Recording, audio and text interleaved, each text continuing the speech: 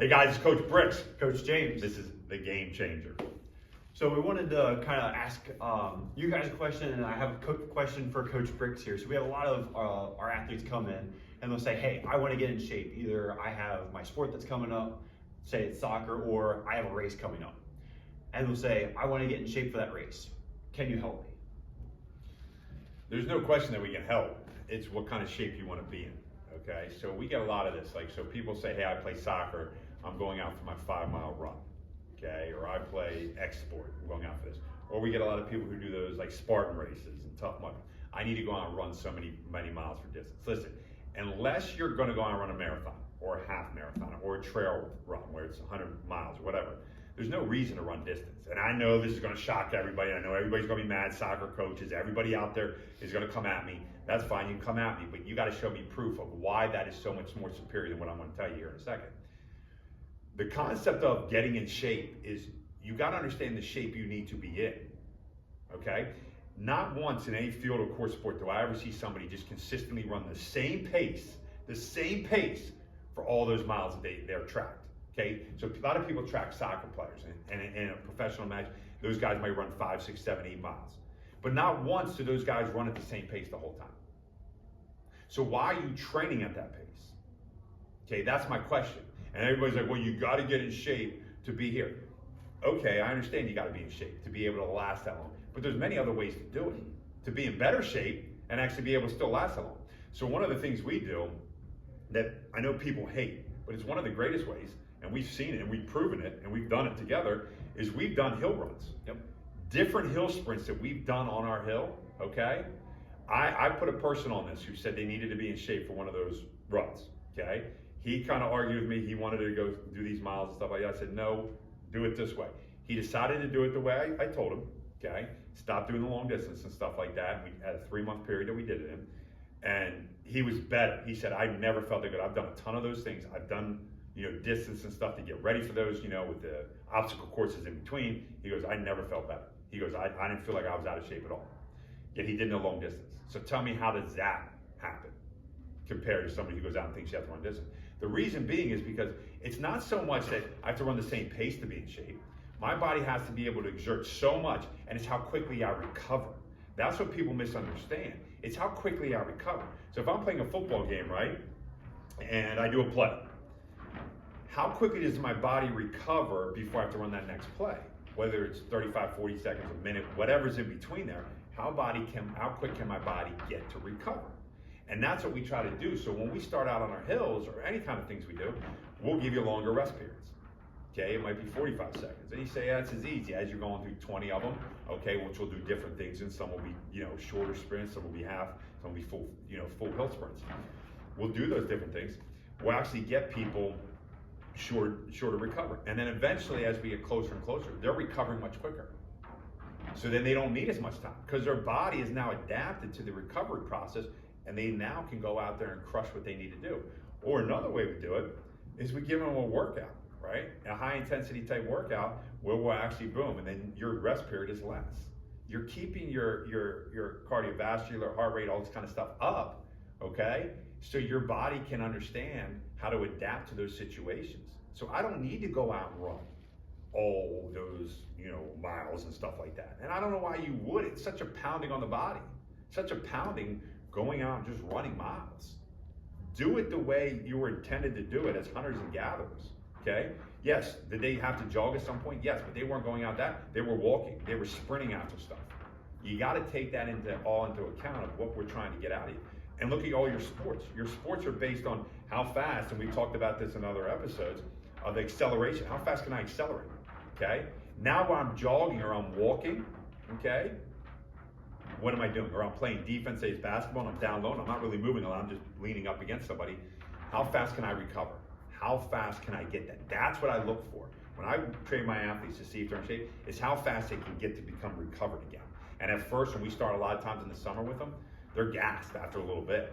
But by the end, we pick the pace up, and guess what? They're recovering much quicker. And it's amazing to see. And we do no long distance run, none. And yet these guys feel like they're in better shape than if they went out and ran distance. So you can continue down that path. I'm not telling you have to change it. You can continue down that path and think that's the way to get in shape. or you can actually start thinking about the sport I play in and how the human body functions and really what shape is. Okay, that's I think where most people get it wrong, is what's the shape you're looking for your sport, but also how the human body needs to be in shape. Okay, how quick can it recover? That's why most people get out of shape. Not that they can't run 5, 6, 7 miles. Whoop-de-doo. They don't need to run that. But they should be able to sprint and not be out of breath or walk up their stairs and be out of breath like a lot of people do once they get to the 30s and 40s and 50s because they let themselves go. That's idiotic because you just put more stress on the body. You got to start somewhere, but you got to be able to do all the basic stuff, the everyday living stuff, and you should have no issue. You should still be able to sprint well into your 90s and 100s. Yes, I know it sounds crazy, but you still should be able to sprint. Whatever that speed is at 80, 90, 100, you should still be able to go your max speed as fast as you can, okay, for that age. All right, so that's what I see, Coach James, as getting in shape and why I don't believe in that long distance stuff. It's never proven to me, and I've never seen it actually benefit anybody, except actually it can make you slower too. If I want to work on speed, I'm going to run at the same pace, and that's how I do all my stuff, okay? And I'm going to go out there and I'm going to run 5, 6, 7 miles, and I run at that same consistent speed. Great, awesome. Then the kid comes back and he's slower than ever because he's never trained to be faster. You got some issues going on, and then you actually do yourself a disservice and your team a disservice because of how the way you train. So what do you have to add to that as well? I definitely think that's what we see a lot with the athletes. They'll come in, and especially when we get on them and we push them and we say, hey, I'm timing your rest period. And there'll be the athletes come in and say, I'm in the greatest shape of my life. Like I can do this. We'll give them 2 things, 2 exercises, 2 sets even. And you time the rest period of like 20, 30 seconds. You look over after their 2 sets and their hands are on their knees, they're breathing. You look at them, you're like, we just got started. How are you already, you just told me you were in the greatest shape. Clearly you're not, because your body can't recover after just doing 2 exercises. And I think one of the points you always make to when our athletes ask us these questions, and you always bring up, your one example you always bring up is the cheetah. Cheetah can sprint, fastest animal, 70 miles an hour. It can only do it for 10 seconds, give or take. If it doesn't catch its meal that it's hunting for, then it might not live because that's its meal for the day. They can't recover necessarily in that time span because they're using every single ounce. So if we're not able to give that 100% and we're gassed, then again, like you said, at that point we're a complete disservice to your team because now it's like, well, I gotta sub you out, I gotta bring someone else in.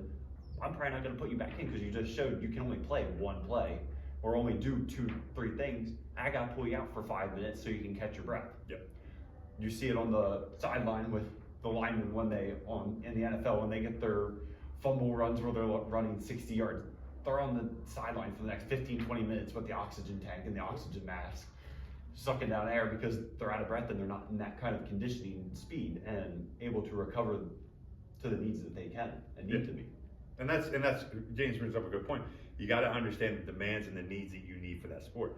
A lineman, I still don't understand why linemen are being timed for 40-yard dashes. I have 0 idea. It makes no sense to me whatsoever. The NFL actually acts like it's, so superior to everything else, but yet they're still timing people in a 40-yard dash that weigh 300 pounds. Yeah, it's great that he runs fast. Great.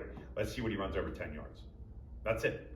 All right. How fast can he recover after those 10 yards? How fast can anybody recover? I don't know why any guy's really running a 40-yard dash straight, but whatever. It's a great marketing tool. They can go out there and do it. It's all about the money for them. But what is the whole idea behind it? What sport are you playing? Yeah, I know. And soccer is one of the biggest ones that we get most pushback on because I gotta go out there and I gotta play 90 minutes and stuff like that.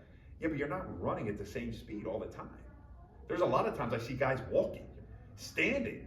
When it's in the offensive end, a lot of times the defensive guys are just standing there. So you're not running at that pace. I understand you got to run, but it's got to be how fast can I run, get down, do what I got to do, and then recover. Do that. That's what you want to do. So start changing their mindset when it comes to this whole shape thing. Even for those, events that you're going to do, Coach James here, Spartans and all that kind of stuff. It's totally different. Totally different. Yes, you might have to, over the long haul, it might be 10 miles, but you got to do something in between there, some kind of obstacle. Okay? You want to be able to move as fast as you can. It might be a fast way. I've seen some people actually walk faster than people jump. I'll put you that way. So if you want to do something, learn how to walk faster. All right? It'll also help with your dimension. I can talk about that another time too. But you do those kind of things, and you have to train the body for what it needs, and you watch what happens. All right, guys, this is Coach Bricks, Coach James. Game Changer.